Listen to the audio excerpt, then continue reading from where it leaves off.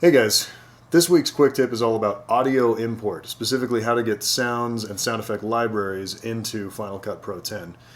There's a couple ways to do this, but first off we're going to talk about something really important, which is the style of import. In Final Cut Pro 10, any import you make will create a file in the event folder under original media. You can see that right here. If we go here, you can see we've got our Final Cut events, quick tips, original media. Now, there's one major difference in the two ways you import, however. In preferences in Final Cut, you can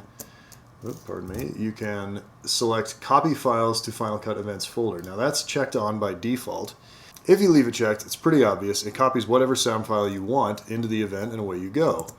So this, for instance, is a sound file that I copied into the event. You can see it's 4.6 megabytes, 16 seconds. It's a sound file. If you leave it unchecked, what it'll do is it'll create a reference file in the original media folder that points to the file wherever you have it stored. In this particular one, I don't have a sound file that's a reference, but you can see these are video reference files. It says alias right there.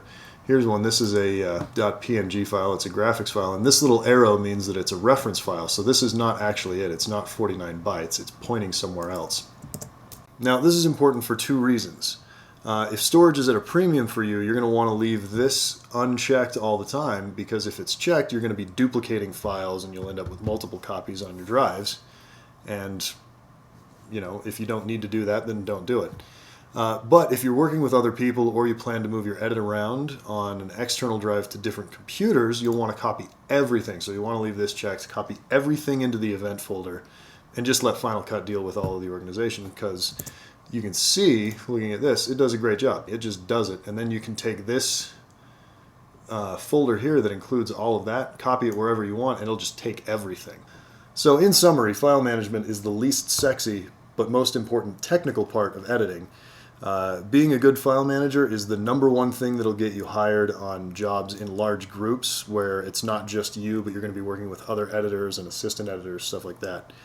Well, file management's important. Also, buying the first round on Friday night, that'll get you hired too.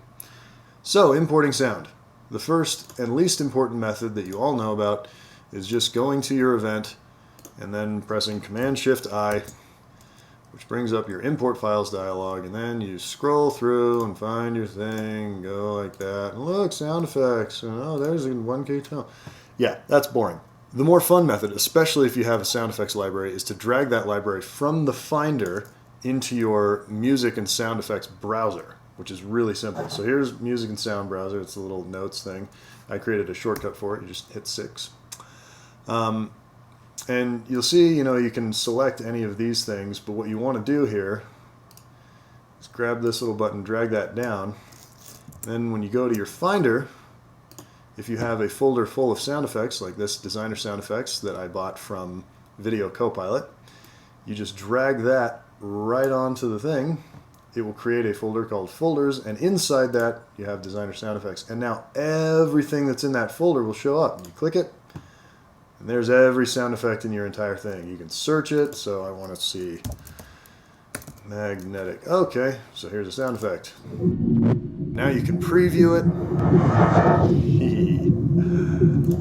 And then you just drag it out where you need it to go. Blink. And there you have it.